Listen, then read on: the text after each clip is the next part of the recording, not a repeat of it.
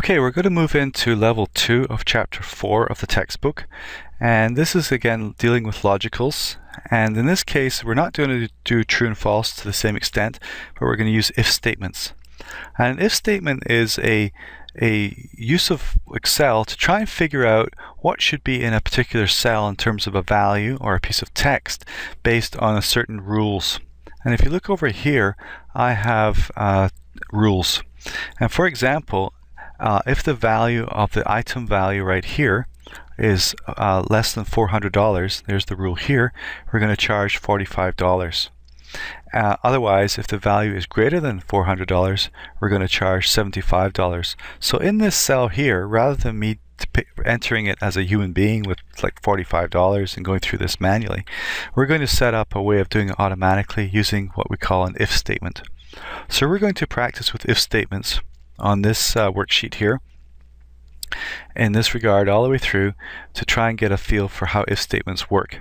Okay, and then after that we're going to go on to the rest of the remaining part of the chapter, in which this is the starting file here, and in particular you'll remember this from the last level 1 in the chapter. We're now going to move to another tab down at the bottom called status, and we're going to try and determine what's going on with this particular client in terms of credits, and we're going to aim up for getting something that looks like this. In this particular case, we're going to add stuff to the top here, the top 6 lines, and we're going to try and figure out financing charges, how much they owe us, a surcharge when they're not paying us, and an alternate penalty scheme over here. Okay, so that's what we're going to do once we get to it in later on. The very first thing though is to just get some basic if statements under our belt and to try and understand how they work. Then I'll stop the video and then we'll move into the other stuff. So the first thing we're going to do in all depiction of a function is we start with an equal sign. We all know that. And I type the word if, and if statement is basically a logical. And the way the if statements work is that it does a test. All right, and then if that test is true, then you do something, which is in the middle here, and then if it's false, then you do something else. So you'll see these little commas separate the major areas. This is the test at the beginning. This is the value that goes in to the cell if it's true. This is the value that goes into the cell if it's false. So I'm going to check out A6 and tell me Excel if it is less than 400. All right, and you'll notice that as I press comma, it moves into the next area. And if A6 is less than $400, what do I want to put into the cell? Well, into the cell I want to put down the charge of $45 because that is a true statement and it complies with the rule here. If it is false, then it has to be the opposite, which is $75. So that's what I'm going to do there. And you'll notice that as it builds up the formula, the bolding actually shows up on the little pop-up here. And I close the brackets and then I press enter. So there's the 45 that shows up because this is definitely 100 is less than 400. If I was to change that to say 500, this 45 will change automatically to 75. See that? And the reason it did that was because the rule was adhered to. I'm going to touch the cell with the formula. I'm going to press F2 to bring it back, and I want to show you another way of actually filling in the if statement itself. So I'm going to exit and press delete, and this time I'm going to press equals if, open bracket, and this time rather than relying on these little pop-up here, I'm going to click on the FX button right here. So if I click on the FX button, it comes back with 3 boxes. The logical test, what are we testing for? What do we do if it's true? And what do we do if it's false? So the first thing we're going to do is start to fill in the logical test. So if I go A6 is less than 400, that is the logical test. And it comes back telling me so far what is going on with this particular formula. And then I go down to the true area. If this is true, then what do you want me to put in this cell? In the cell here, B6. Well, I want you to put in 45. If it is false, then it must be the opposite, meaning it's greater than 400. I click on 75. That's what I want to put into the cell. And then I click OK. Alright, same thing happens.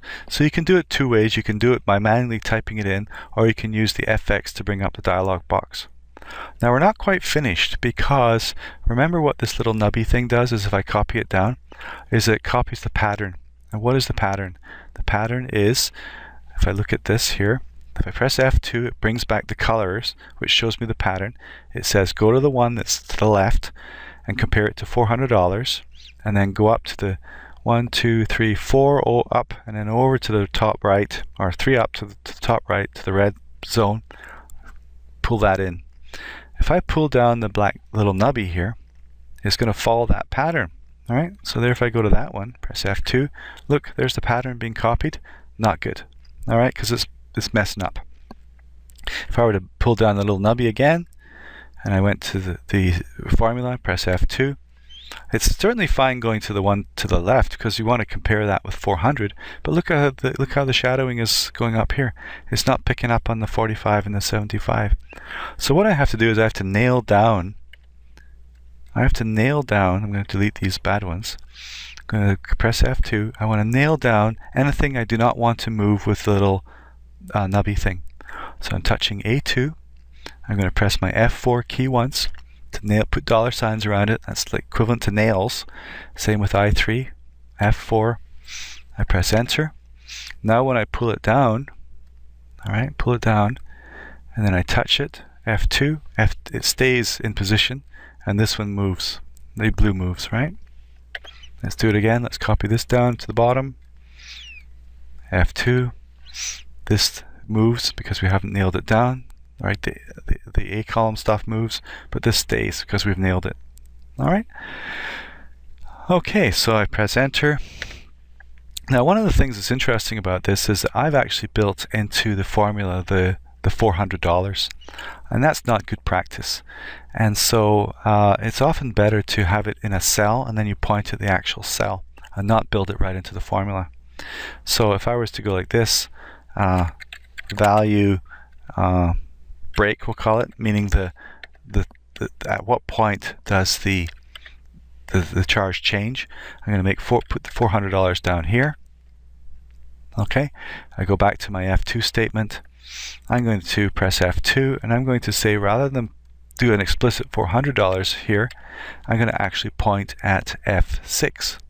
So if A6, the one to the left, is less than the one far over to the right here, the 400, then do the 45 or the 75 as required. I press enter, and if I pull this down, will it work? I hope you say no, because I want this pattern to be this one to be fixed. Alright, one more time. If I was to pull this down, it's going to mess up. Why is it messing up? Because if I touch the second one here, press F2, look at the pattern. Alright, it's not in the right spot. It's supposed to be up. So I have to nail this down, this F7. So I'm going to do that when I go back to my original one here. F2, press the F, touch the F6 anywhere, press F4, enter, and then pull it down. Alright, now it's correct. Alright, let's go on to the next tab, which is delivery 2. In this particular case, what I want to do is have 10% of the value stuck on here. So if the value is less than $400, we're going to charge 10% of the item's value as a delivery cost. It's an if statement. So equals if, open bracket. I'm going to use the FX button here to help me stick handle through this. I'm going to check out if A6 is less than 400. Okay, if that is true, I want to charge 10%, or what is sitting in I2. So I click it and it goes into the box, times the actual value of the item, which is A6 again. And if it's not less than 400, then it must be the opposite. It must be greater, and therefore I'm going to charge in the false box 5% times A6. Press enter. It comes back as $10. Now, if you look at that, is that reasonable? This is certainly less than $100, sorry, less than 400. So therefore, in that case, we're charging 10%. We take the 10%, we multiply by 100, we get $10. Now if I drag this down, it's not going to work because I haven't fixed my formula. I haven't fixed any kind of stuff up here that will move. So I'm going to click on I2. I'm going to nail it down with the F4, the I3, F4, and then I'm going to press enter, and then I pull it down like that. Is this reasonable?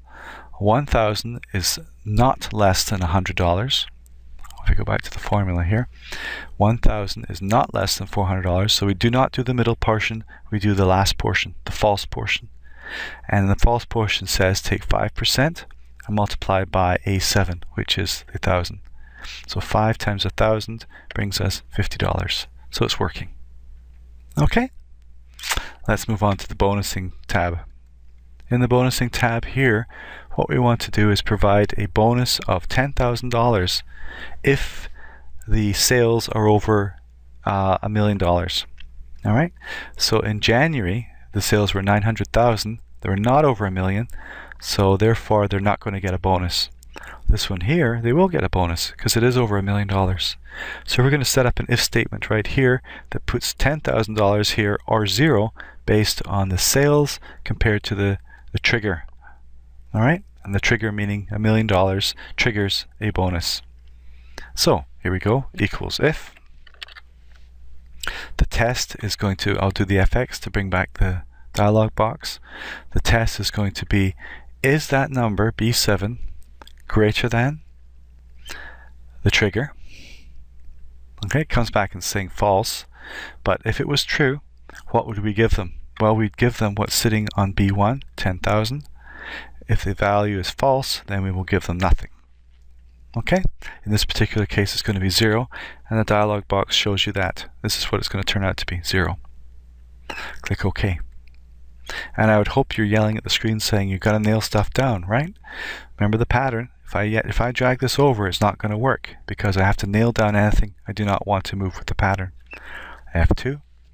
I want to nail down anything up the purple and the red. So I'm going to nail down the B3 with a F4 key press once, and the B1 has to be nailed down, and then I press enter. And then if I pull this over, you'll see that it works. Okay, I might want to pretty this up by making it dollarized. There we are. Okay, and get rid of the decimals. Okay, so just checking it out.